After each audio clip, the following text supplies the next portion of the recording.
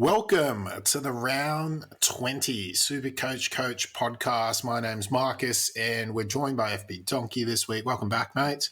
G'day, mate. Good to be here. I think our patrons heard from you a couple of weeks ago, but otherwise you haven't been on the main show for a few weeks. So why don't you connect us with Mark's Tales from the Road and then we'll do Around the Grounds. Where have you been? What have you been up to? How's life? I spent most of the last few weeks in the Northern Territory. Absolutely loved Darwin. Just the food up there was amazing and heaps to do. Kakadu, Litchfield. It was all just unreal. Absolutely loved it. Swimming every day. The weather was just sensational. Then we decided to head over to Cairns, so we booted through outback Queensland over about a week. And we arrived in Cairns a few days ago. And we're staying at some friends' place. We've got a nice big property here to stay on. And we'll go do some week trips and day trips. And I think we're going to be here for a couple of months. It's pretty nice up here. Lots to explore. So, and been following my footy as well. Unfortunately, the Bombers, no good on the weekend against the Giants. We're probably not ready for finals. Young group. Would have been nice to make them, though. And I guess we're still a chance. But that was a big one. So sunny weather is pretty good for helping to put things in perspective, isn't it? Let's just brush a big game off. I like it. All right. And it sounds like we get a bit more of you on the run home as well if you're in one location with some 4G, which is exciting. Good to be able to catch up with you a little bit more. So in terms of the SuperCoach world, how are you tracking, mate? How has the weekend that's just been? Weekend that's just been, I scored 2390. I think that you could have had no updates from me from about a month and my ranking would be the same. I've just been hovering around 3,500, just barely moving from week to week. So just putting in okay scores without getting that big score that I needed. A few things have gone wrong over the journey with injuries and Mills missing has been pretty painful. But fully upgraded down to one trade. Hopefully don't need to use it this week. And did Dusty to Bolton last week that I thought was going to be a good move, but they decided to play Parker in the midfield instead of Bolton. 42 was a very, very disappointing score. Yeah, that was very frustrating. I also brought in Bolton, Mark, and that's just not what you want from a first score. I was actually excited about bringing him in with Dusty out. 420k, thought you ripper. Then the breaks. I mean, the game against Geelong was always going to be tough. Playing a lot of time out of the forward line was definitely no good for him, but hopefully turns things around on the run home. The opposition shouldn't be Geelong every week, so Freo this week should bring some good scores. North the week after, GWS in the second last round, and then Hawthorn to finish. So in the scheme of things, a decent draw, Mark. We'll keep our fingers crossed. It's all about role, though, mate. Like, he just didn't get the midfield minutes that he'd had previously in the year when he was scoring really well. And I think Prestia played half a game on the weekend, so he'll be back this week. And Parker played pretty well, so he might struggle to get that role back. Yeah, I think, though, even when he plays midfield, he's still a bit of that hybrid forward. And I think winning games in that particular role, even if he's pinch hitting mid but spending a bit of time up forward, he could still hopefully eke out a pretty decent score. But you need some wins if you're playing that forward position. I agree with you. Over a longer stretch, I'd be nervous. But I think 4 weeks, 4 wins, we'll keep our fingers crossed. That's all we can do at this stage, unfortunately. No side-swapping primos. Not now, definitely not. That would put Tigers back in the finals mix, which it'd kind of be nice to have them be a little bit disappointed this year, wouldn't it? Like, that's true. 3 out of 4 grand final wins. I think I had one of my friends at the start of the year saying that he wanted to win the grand final this year so that they could get into the conversation of best ever team. And so to just really pull that rug completely from under them would be nice. Sorry to the Tigers supporters out there, but you guys have had your fun for a bit. Tigers can blame injuries this year, right? Like, they've had just crazy amount of injuries. And I'm sure Tigers supporters know this already, but they can also be very thankful that they've had an insanely good run of injuries over the last few years. Hey, look, I'm a Geelong supporter, so we've had 2 years of heartbreak at their hands, so you won't find me complaining about anything that's been suggested so far. Must be terribly heartbreaking sitting in the top 4 every year for your entire life. All right, I scored 24-16. That was my Supercoach week. Apart from bringing in Bolton, I also brought in Jared Lyons. He had 33 touches, 130 DT, and only 100 Supercoach off the back of, I think, 7 or 8 or 9 clangers. It was huge. Very, very unfortunate. Could have been a really good upgrade otherwise. Still, finally moving off Tim Taranto is good. He ended up scoring 53. So that was still a pretty good upgrade, even though my other option was to bring in Danger, who smashed it. We'll hope that Lions comes home strong. Brisbane have a really nice run home, so that was good. And probably the other nice score from the week, Steel side bottom with 109. Really quite nice after 2 poor weeks. Got back into the midfield with Pendlebury going down. And you were planning on trading side bottom at some stage, if I remember the chats correctly, from getting into the weekend. Yeah, well, I was a bit nervous that he might be scoring 60s for the rest of it, and I decided that Taranto to Lions was more attractive than, maybe side bottom up to Danger. We'll see how that holds. I would have been better off doing side bottom up at this stage. That was just how huge Dangerfield's score was. But Lions has some pretty punchy scoring potential on the run home. So why don't you have Danger? I thought we talked about getting Danger last time I was on the show.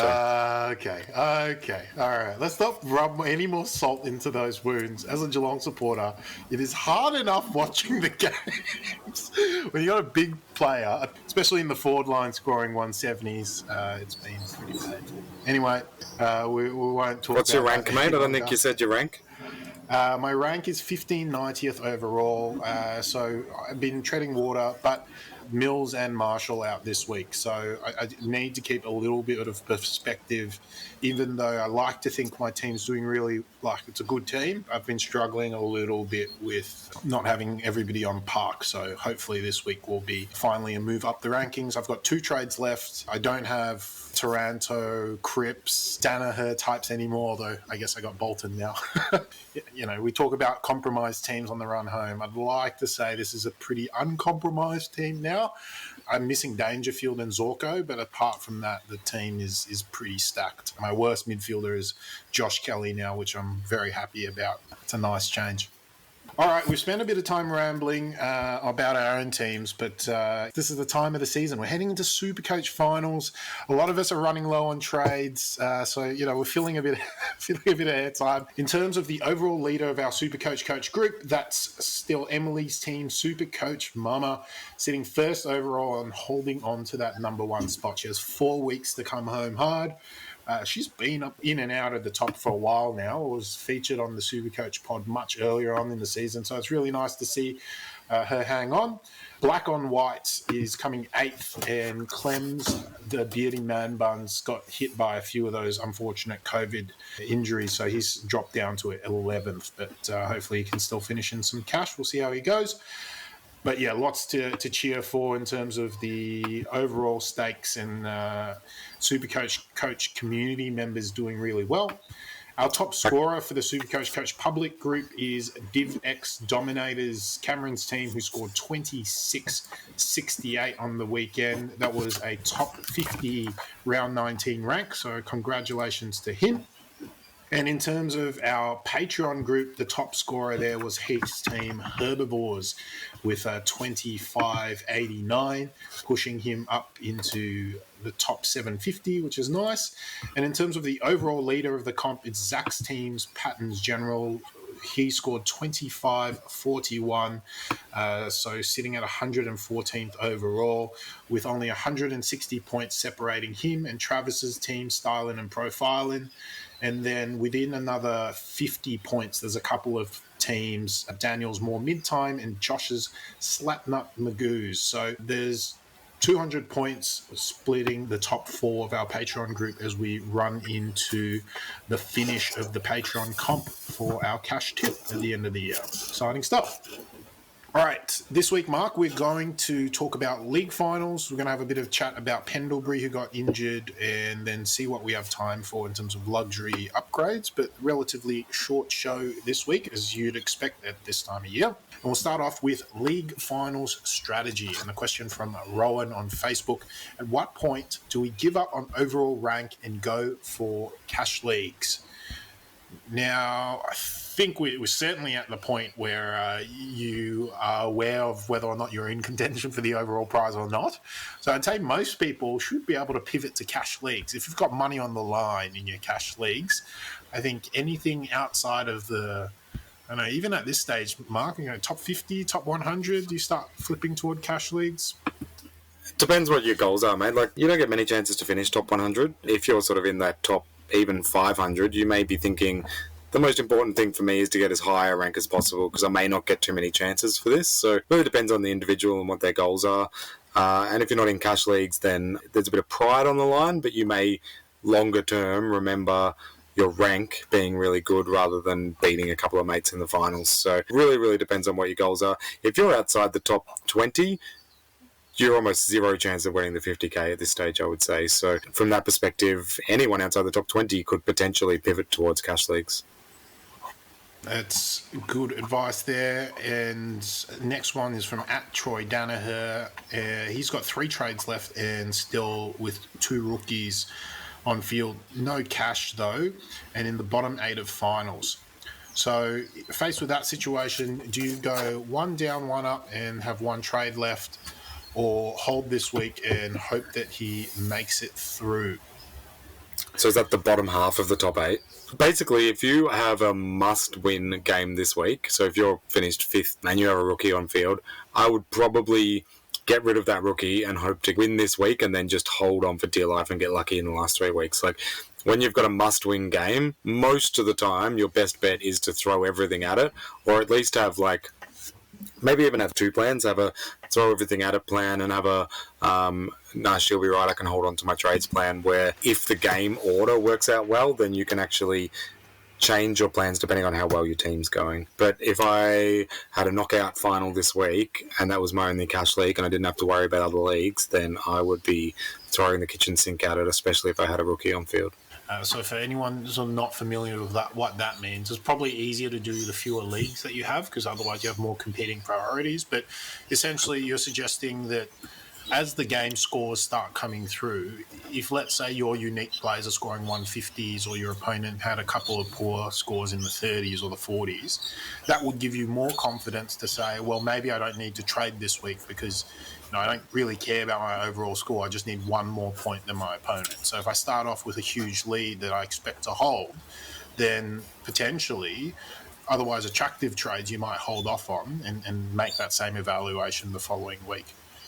That's the theory behind it. It's hard to execute, though, because you need the games to all line up. So you need the rookie that you're potentially bringing in for cash to be playing in a later game, and you need the premium that you're potentially targeting to also be playing in a later game, and the players that you're trading out to be playing in later games. So one way to sort of mediate that a little bit would be to bring in a rookie that plays in one of the earlier games, so make that 1 trade where you're getting the cash because you're going to do that anyway at some stage, and then just hold back on spending the money until the right time comes up. But like I said, like, there's a lot of luck involved with these sort of things with game orders, and I know the game order has been changing around because of the AFL and all this COVID stuff. You need a lot of things to fall into place to actually execute that strategy, and I'm not sure I've ever actually really executed that before, although I've maybe tried to keep it in mind previously.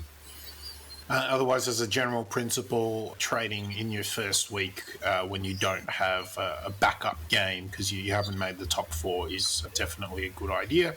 Whatever trade you do this round will hold for the next few rounds as well. So it's shooting your shot as early as you can while you need to win an elimination, and then you still get the benefit ongoing. And it's tricky, right? So does that theory move on to people that finish in the top 4? They have a second chance. But if you lose in that first week, it's really hard to come back and win 3 games in a row in a competitive league. There's also a temptation to really try and get the win this week in those leagues, and then you don't have to worry about trades next week because trades don't matter. You can literally just have a week off where it doesn't matter at all what your team scores. So if you're in the top 4, there is some incentive there to sort of throw a fair bit at it as well. But unlike you, Marcus, I think you're the only one anywhere that I know of that actually has trades left, so everyone else doesn't really have a lot of options. Interesting, what you described in terms of being in a top 4 position. If you trade early and then it doesn't work out, you might want to trade again next week. So by the time you pop out to the last 2 games, I guess you're potentially a bit less up your sleeve. The alternative, I guess, is to almost concede game 1. If you somehow get through in game 1, then all of a sudden you have a ridiculous amount of trades for the last 2 weeks. And otherwise you're forced to use the trade in the second week anyway, which you have been forced to do if you had lost regardless. So I guess that's potentially the other way. And how your decision-making might be guided is also sort of your chance as a favourite in the particular round. So I think if you were starting off much more as a favourite in week 1 and you're in the top 4, I'd say the temptation would almost be to keep the hands off. Because if you do get through as the favourite, all of a sudden you're in a really luxurious position. And otherwise, you still have those trades up your sleeve that you didn't touch this week. Where if you're not the favourite, then potentially you just give it a bigger crack this week. Because if you can somehow get over the line, you won't be in a position where you've got to fight the following week as well as a little bit of an underdog. So that's maybe something to think about. For sure. And then it gets even more complicated because you can think, I'm not the favourite this week. I'm probably going to lose. I'm going to need my trades next week. So maybe I just hope for the best and hope to get lucky this week and then just save my real firepower for next week when I can beat some people from lower in the 8 that I might actually be a favourite against. So, that's true. Yeah. Too. Some super complicated decisions. I think that being on top and being a favourite is the best position to be in because, like you said, you can just sort of ride that favouritism and hope to win this first week. And if things go badly, then you enact your plan going into next week. But most of the other positions have to go early and they have to go harder, and that's what advantages people finishing sort of top couple or the people that have the best couple of teams in these league situations. And it's interesting talking about this because we're talking about really pure situations where you're in one league and you are really talking about like one group of rivals. I'm in several cash leagues. I've made the finals of all of them. I've finished different positions in all of them. I can't enact all the strategies at once. And that's why maybe the more you're in, potentially the tendency would be to shoot your shot earlier, I suppose, so that you get better bang for your buck across all the different leagues you're competing in. So I guess if you hold on to trades, it doesn't get deployed till later where you might be knocked out of some. That's weird because I've only got one trade, so I don't have shots to shoot. I have like one player gets injured and then I replace them. That's all I've got. But I think I finished in cash league in like the 5 leagues that I care about. I think I finished top 4 in 4 of them and 6th in the other one. From that perspective, I won't be shooting a shot this week. I'll be just trying to hold off, just trying to hope to get through, and then I've got at least 4 games next week, but hopefully I can have a good week and have a week off in a lot of them.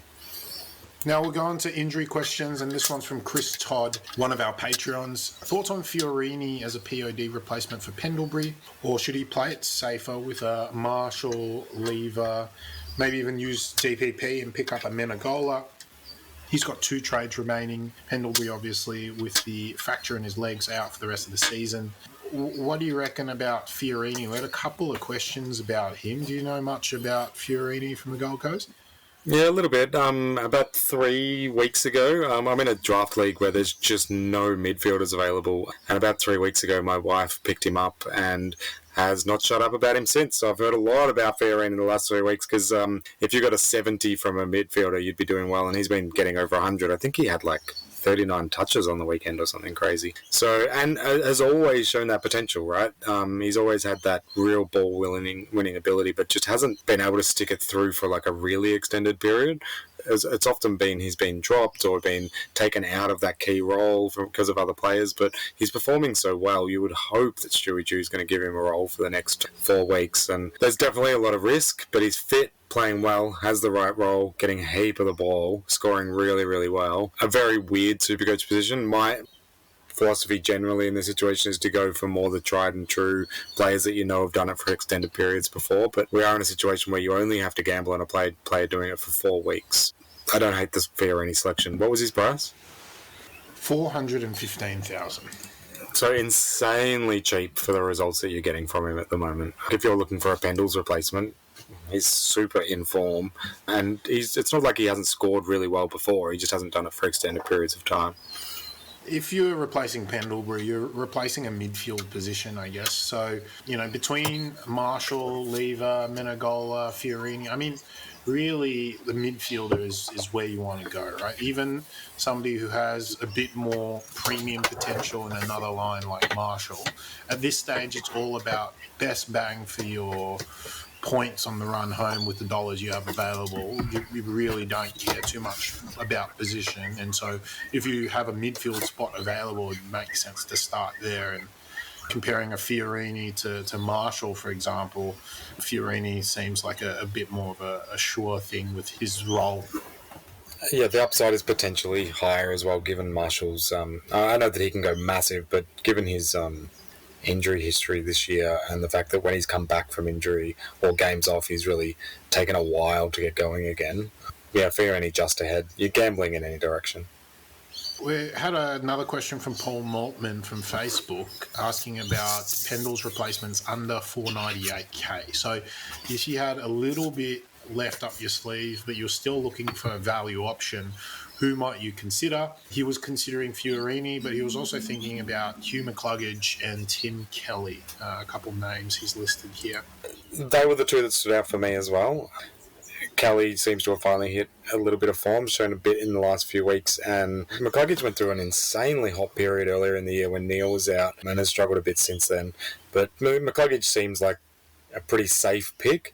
Kelly's had some of the injury concerns this year. McCluggage has at least been fit, and he may have some lower scores, but the lower scores are going to be 80s, not 50s, I would say. So, yeah, if you've got 498, McCluggage has the potential to put in a 120 average over 4 weeks. I don't mind that with the low floor, but still the high ceiling. Yeah, I like Brisbane's run home too. Hawthorn, Freo, Collingwood, West Coast is a pretty tasty draw for Brisbane. Yeah, Hugh, you'd think it would be a beneficiary from easier run, hopefully. How about Bailey Smith, Mark? He has had 4 out of his last 5 scores be quite good.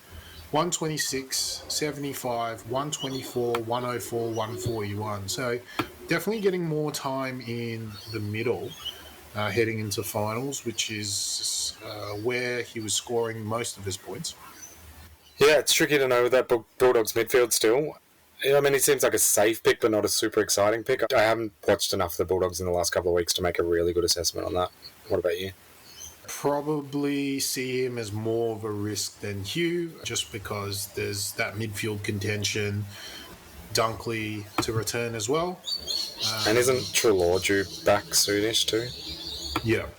Hopefully before finals. So that is something to consider with Bailey Smith. Christian Salem has been a pretty standout performer in the back line. He's had a couple of quiet games though. He's at 490k. Any temptation on him at all?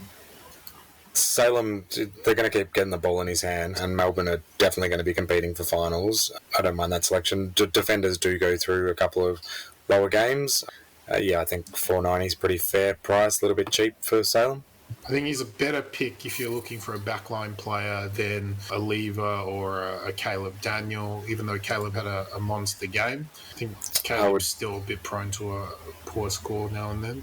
I guess that there's still a bunch of people that don't have Whitfield, and he was unbelievable in the second half on the weekend, and he missed a game, was it concussion, sort of migraine stuff, but was back on the weekend scoring really, really well, and he's only 477, so I'd probably have him ahead of all those guys. Yeah, he certainly seems a bit of a standout at 477. Plenty of options to take a risk on. Out of everyone that we've talked about so far, would you like to sort of give a top 3, Mark? It depends on your risk for appetite and how much money you have. I think McCluggage and Kelly would be my first 2 ports of call, and then Fiorini. I think I'd go pure midfielders if you've got that sort of money. Marshall has super upside, but super high risk, I think, given the year that he's had and the way that's played out, and the fact that Saints might struggle to make the finals as well. So he's the high risk, high reward sort of play. Whitfield I'd have ahead of anyone though at 477 if you don't have him. Yeah, Whitfield my top pick as well. Pretty tough after that. I probably Haven't watched a heap of Fiorini, so I'll just have to trust the narrative around that. Let's go to the next question from @bwarrel28 on Twitter. Can you name me the best player under 460k? Dropping the price tag down even lower, Mark. A lot of the guys that we talked about were actually around the 470k mark. I guess Fiorini is one that is a little bit cheaper, so he certainly is in there. But if you were looking for a cheap option, Mark, under the 458k mark, who would you have? I think Dale Thomas, Daisy, is a pretty good pick. Sorry, that's just a joke for BWAS, who was giving us crap on Twitter a couple of weeks ago for recommending Daisy a few years ago. And I got so confused for a while. Yeah. Daisy's coming back for a few games, mate. Just go there. It's really, really tricky in that price range. Like, if you're looking for a midfielder, you're gambling no matter which way you go. I mean, you've got Taranto. Yeah, Taranto, Davies Uniacke, those sort of guys that maybe could do it for a patch. Tim Kelly would be hard to argue. I made a case against him, I think. Gaff. It'd be interesting to see what happens with those Eagles, right? Because you've got Gaff, Yo, and Kelly all in that, and Shuey all in that same price range. They've all just underperformed over the course of the year. I probably have Kelly ahead in that group. You're really, really struggling in that area. I mean, Tom Green posted a 120 on the weekend, but that is super gambling on a player like that. Huge risk taking on anyone if you have to replace Pendles in that low price range. I think I would go Taranto, Fiorini, and then maybe a Lachie Hunter would probably be my go-to. Wow. Yeah. One poor game being a 56 in round 17, which just cycled out of his price. He's not had an absolutely massive year, but he has some serious upside over a short patch, and 100 across 4 games should be within his realms of capability. The other one that you were looking to trade out last week, Steel Sidebottom for 400k, scored 109. Maybe with Pendles out, he does move into the midfield and have a bigger role in that side. There's lots of former premiums that you just got to work out which one might do well. I wouldn't mind having a peg on one of the Eagles guys just because they do have a lot to play for at this stage still.